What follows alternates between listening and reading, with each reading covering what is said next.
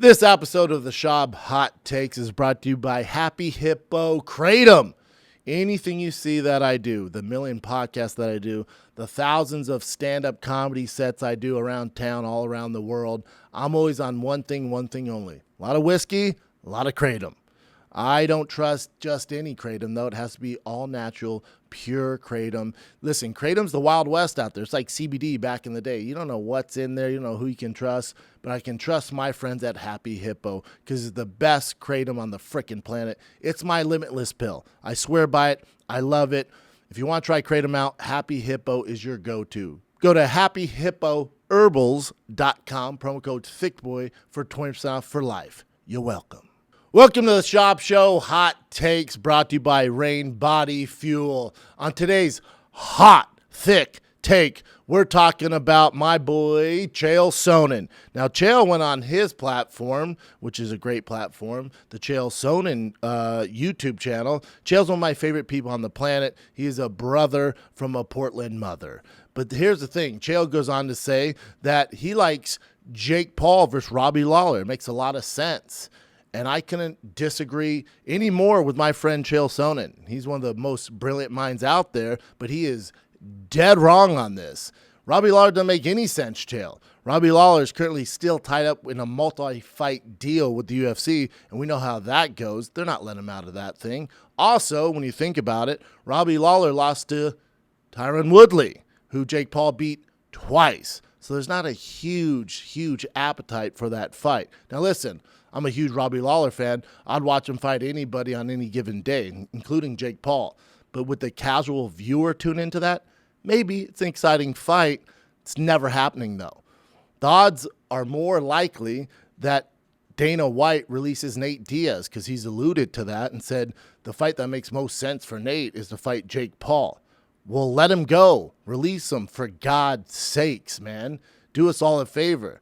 Clearly, Nate doesn't want to be in the UFC unless you give him a huge fight. You said it's tough to find him a fight, and Dana alluded to letting him go. So, dude, let the guy go so Jake can make all the money in the world, and Nate makes all the money in the world. We're all dying to see that fight. We're probably going to get it 2 or 3 times. Sign me up. Take my money. Bottom line is Robbie Lawler makes no sense because he's under contract with the UFC. You guys always forget that. But Conor did it. Different animal. We're not talking about Conor McGregor. We're talking about Robbie Lawler right now. So he still has some fighting left to do in the UFC if he wants. But either way, he's not going to retire right off in the sunset and fight Jake Paul. Dana's not letting that happen. But I do think he will let that happen with Nate Diaz. And I hope that happens. Now, in regards to Jake Paul, well, he announced that Tommy Fury is out of the fight for a jigillion excuses. The guy totally just went MI and ghosted Jake Paul in the biggest fight of his career. Way to go, Tommy Fury. So Jake Paul had to do something fast because the fight is August 6th, Madison Square Garden. I don't know if you guys know this, but that place is not small. You got to sell some tickets. So Jake goes, I know what I'll do. I'll fight Hasim Rahman Jr. Now, you know his dad, who's a legendary boxer, beat Lennox Lewis, but this is his son.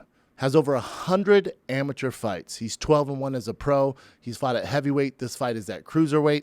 Either way, awful idea for Jake Paul. His brother, Logan Paul, and his manager both do not agree with him taking this fight, yet Jake's still doing it.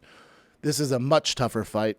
This is, to me, Jake looking for validation from the fight community.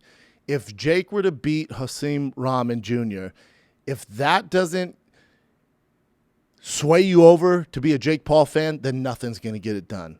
This is a much more dangerous fight. This is a harder fight. The guy has 100 amateur fights, for God's sakes. Look at some of your favorites. Canelo Alvarez, Earl Spence Jr., Crawford, Tyson Fury, Deontay Wilder. Look at who they fought in their 5th fights. It doesn't look like Jake Paul's opponent. So hats off to Jake Paul. This is a much tougher fight, much lesser known fighter. So I don't know how the pay-per-view is going to do, but I wish him the best. My God, Jake, you bit off a lot here. I hope you get it done. We're rooting for you here, but goddamn, it's going to be a tough fight. Good luck, Jake Paul.